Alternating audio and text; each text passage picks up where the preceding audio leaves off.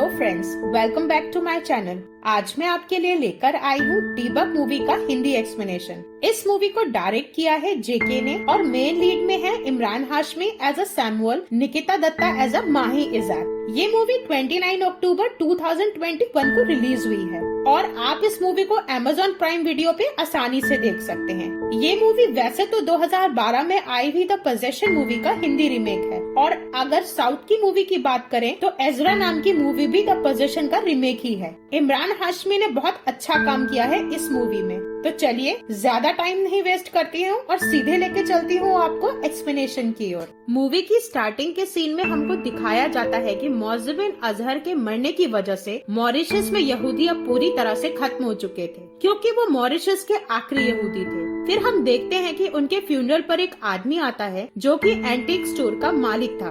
वो मौज़ बिन अजहर के घर में रखे हुए एक एंटीक बॉक्स की तरफ अट्रैक्ट हो जाता है और उस बॉक्स को खरीद कर अपनी शॉप में ले आता है। रात होते ही वो शॉप ओनर अपने एक आदमी को नाइट शिफ्ट के लिए वहाँ रोक कर अपने घर को चला जाता है। अब नेक्स्ट सीन में हमको सैमुअल और माही को दिखाया जाता है। ये लोग मॉरिशस शिफ्ट होने वाले थे। सैम की कंपनी ने सैम को प्रमोट करके मॉरिशस में जॉब दे दी थी। सैम एक न्यूक्लियर पावर प्लांट में काम किया करता था। अब हमको वापस से शॉप का सीन दिखाया जाता है जहाँ वो आदमी उस एंटीक बॉक्स की तरफ अट्रैक्ट हो जाता है और उसको ओपन करने की कोशिश करने लगता है, लेकिन वो उसे खोल नहीं पाता। तभी उस बॉक्स के सामने रखा हुआ मिरर एकदम से टूट जाता है और कमरे में रखी हुई सारी चीजें आवाज करने लगती हैं और हिलने लगती हैं। वो बेचारा आदमी बहुत बुरी तरह से डर जाता है। तभी कोई अदृश्य शक्ति उस पर हमला कर देती है और दुकान के शटर पर पटक पटक कर बुरी तरह से उसे मार डालती है। अगली सुबह इस मर्डर की खबर मिलते ही इस मर्डर को इन्वेस्टिगेट करने के लिए ऑफिसर रियाज अहमद क्राइम सीन पर पहुंच जाते हैं। वो शॉप के ओनर से पूछताछ करते हैं तो वो ओनर उन्हें ये बताता है कि उसने कल रात उस वर्कर को कई बार फोन लगाया, लेकिन उस वर्कर ने उनका फोन उठाया ही नहीं। जब इंस्पेक्टर डेड बॉडी को देखते हैं तो उस बॉडी की कंडीशन बहुत ही डरावनी होती है, जिसे देखकर सब हक्का बक्का रह जाते हैं। उसकी बॉडी बहुत बुरी तरह से मुड़ी हुई थी और हड्डियां टूट चुकी थी। अब नेक्स्ट सीन में हमको सैम को दिखाया जाता है जो कि मॉरिशस में अब आ चुका था।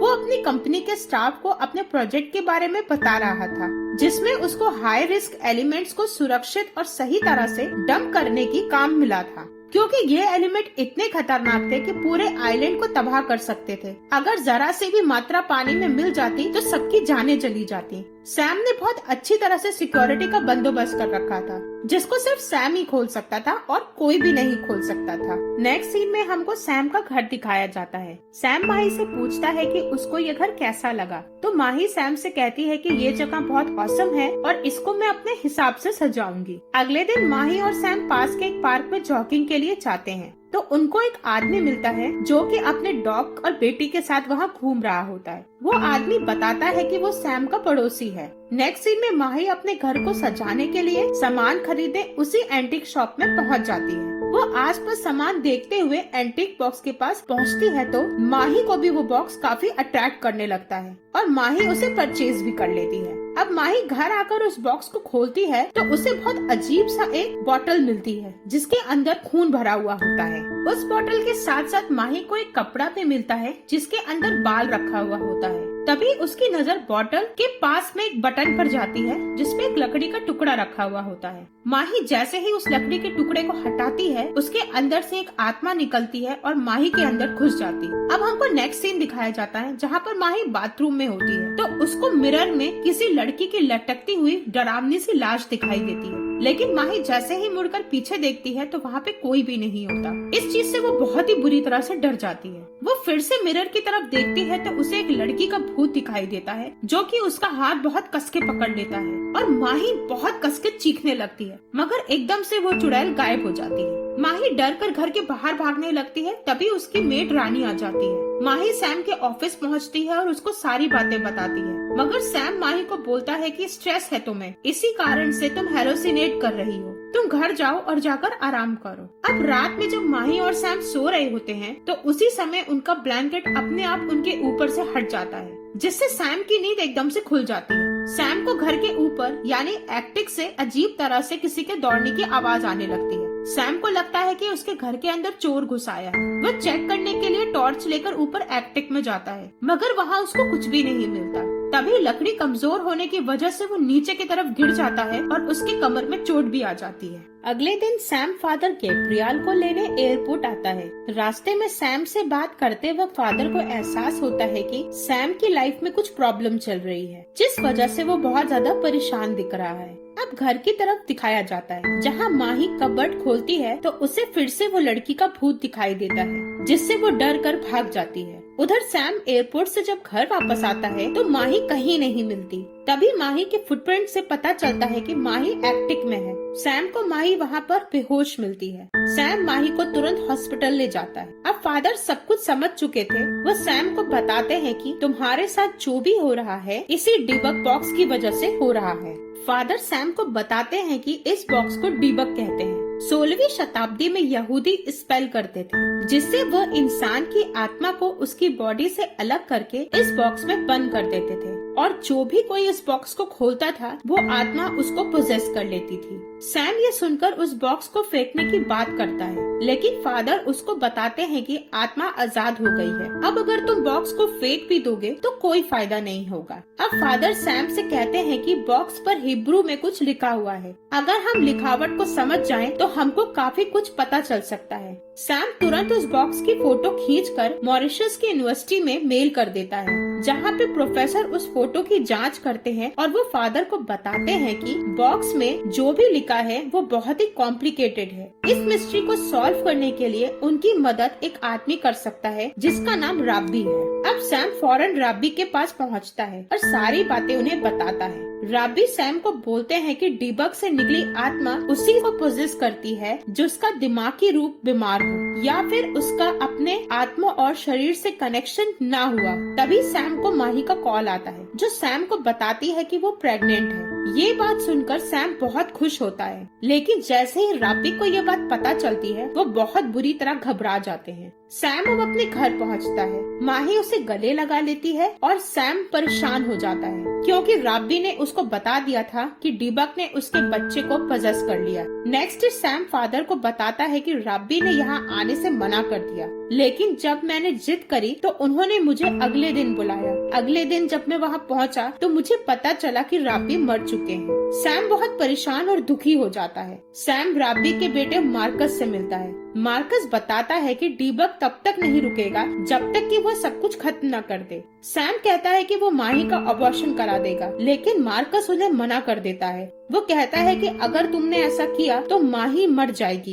सबसे पहले हमको ये पता लगाना है कि माही के पेट में पल रहा बच्चा लड़का है या लड़की। अभी हमें थोड़ा वेट करना होगा। इसके बाद मार्कस एक ताबीज निकालता है और वो सैम को दे देता है सुरक्षा के लिए कि तुम इसको पहन लो, इससे तुम्हारी सुरक्षा होगी उस डीबग से। मार्कस घर में रखे सभी मिरर्स को हटा देने की सलाह देता है। घर पहुंचकर सैम सारे मिरर्स को तोड़ देता है और घर के बाहर जमीन में गाड़ आता है। जब सैम डीबग के बारे में ऑनलाइन सर्च करने लगता है तो वहाँ माही आ जाती है। माही और सैम बात कर रहे होते हैं कि लैपटॉप में एक डरावना साया अपने आप हिलने लग जाता है। माही सैम से पूछती है कि तुमने सारे मिरर्स को तोड़ क्यों दिया, जिस पर सैम उसे ये कहता है कि तुमने मिरर में भूत देखा था और डर गई थी, इसलिए मैंने मिरर्स को हटा दिया। उधर मार्कस भी तैयारियों में लग जाता है और इसी तरह काफी समय बीत जाता है। एक दिन माही और सैम पार्क में वॉक करने जाते हैं। उनको वहाँ पर उस पड़ोसी की बेटी मिलती है और वो उनका कुत्ता भी मिलता है। वो कुत्ता जो माही को बहुत पसंद किया करता था, आज वो माही को देखकर जोर जोर से भौंकने लगता है,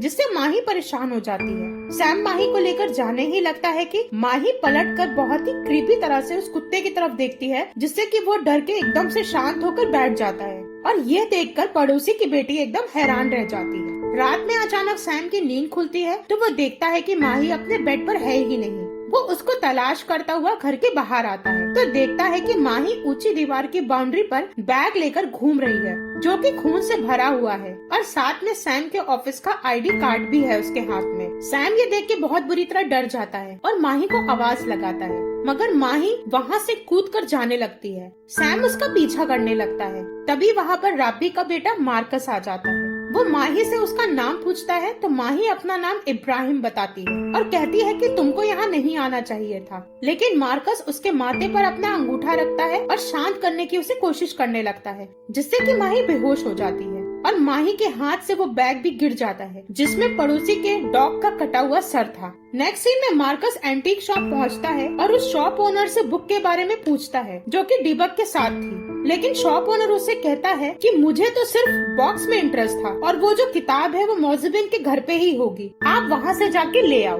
अब मार्कस मोज़ेबिन अजहर के घर आता है। वो देखता है कि उस घर के आसपास पक्षी बहुत ही अजीब तरह से मंडरा रहे हैं। मार्कस घर के अंदर जा रहा होता है कि एक लड़का उसको रोकने की कोशिश करता है, लेकिन मार्कस उसको कुछ पैसे देकर अंदर जाने के लिए मना लेता है। जब वो मोज़ेबिन के घर बुक ढूंढ रहा होता है तो उसे एक बहुत ही डरावना सा लटका हुआ पैर दिखता है। पीछे मुड़ने पे अचानक ही वो पैर गायब हो जाता है। मार्कस को दूसरे कमरे से किसी की चीखें सुनाई देती हैं। वो डरता हुआ जैसे ही उस कमरे में पहुंचता है तो वो देखता है कि बहुत ही डरावना सा भूत उस लड़के को पटक पटक कर मार रहा होता है जिसने मार्कस से पैसे लिए थे। वो भूत मार्कस की तरफ दौड़ता है मगर मार्कस अपना होली लॉकेट निकालता है जिससे कि वो भूत डर के भाग जाता है। मार्कस को फाइनली वो बुक मिल जाती है। अब मार्कस उस बुक को पढ़ना शुरू करता है जिसमें लिखा था अब्राहम इज़रा की कहानी। अब्राहम नाम का एक लड़का नोरा नाम की लड़की से प्यार करता होता है, लेकिन अब्राहम के पिता एक कट्टर यहूदी थे जो मॉरिशस में रहने के लिए आए थे और बहुत बड़े व्यापारी भी थे।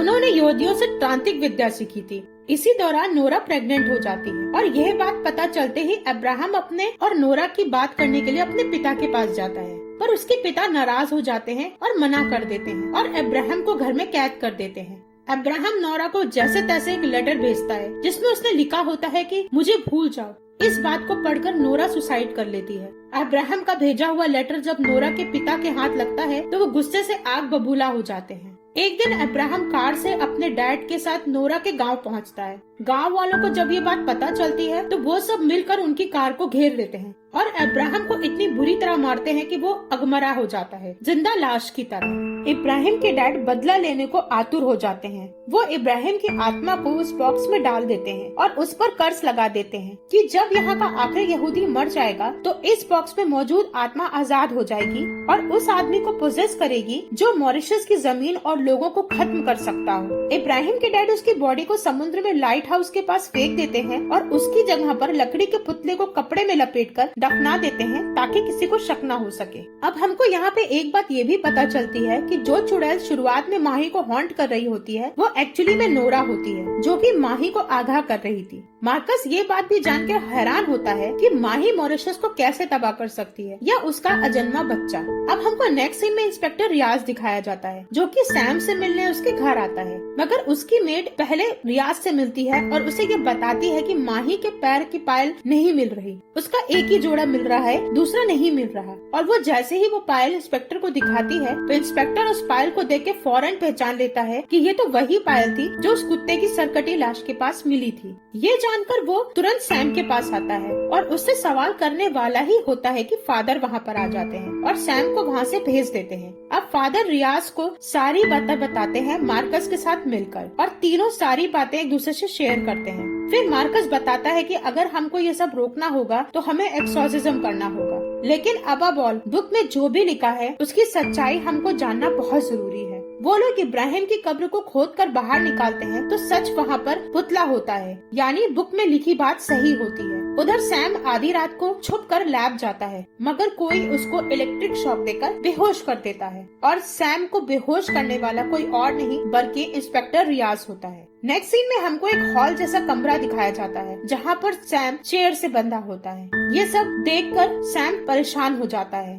होश में आते ही सबसे रिक्वेस्ट करता है कि प्लीज मुझे खोल दो, मुझे यहाँ पे क्यों बांध के रखा है। अब यहाँ पर बहुत बड़ा राज खुलता है। मार्कस सैम को बताता है कि तुम पोजेस हो, माही नहीं, क्योंकि इस आइलैंड की बर्बादी तुम्हारे ही हाथ में है। याद है ना दोस्तों, मूवी की शुरुआत में बताया गया था कि सैम की कंपनी ने उसको हाई रिस्क एलिमेंट को ध्यान से डंप करने का काम सौंपा था क्योंकि ये एलिमेंट इतने खतरनाक थे कि पानी में घुलकर पूरे मॉरिशस को तबाह कर सकते थे। ये बात सुनकर सैम भी हैरान हो जाता है। फिर मार्कस बताता है कि माही ने जिस दिन अपने पड़ोसी के कुत्ते को मारा था उसी दिन इब्राहिम की आत्मा ने तुमको पोजेस कर लिया था, लेकिन तुमको इस बात का एहसास तक नहीं हुआ। जब मार्कस ने माही से उसका नाम पूछा था तो माही ने नहीं बल्कि तुमने पीछे से जवाब दिया था कि मेरा नाम इब्राहिम है। यहाँ पर हमको एक और बात पता चलती है। डीबक की आत्मा ने माही के बच्चे को पहले पोजेस किया था, लेकिन उसको पूरे आइलैंड को तबाह करना था, इसलिए बाद में उसने सैम को पोजेस कर लिया। मार्कस जब फादर से पूछता है कि ये आत्मा तो दिमागी रूप से बीमार लोगों को या फिर अजन्मे बच्चे को ही पोजेस करती है, तो फिर इसने सैम को पोजेस क्यों किया? इस पर फादर उन्हें बताते हैं कि बचपन में सैम को दिमाग की बीमारी थी, क्योंकि उसने अपने माँ बाप को अपने आंखों के सामने मरा हुआ देखा था, और माही का जब पहला मिसकैरेज हुआ था उसके बाद से ही ये प्रॉब्लम दोबारा से सैम के अंदर आ गई थी, यानी कि सैम डिस्टर्ब रहने लगा था। इसी वजह से डीबक ने सैम को पोजेस कर लिया।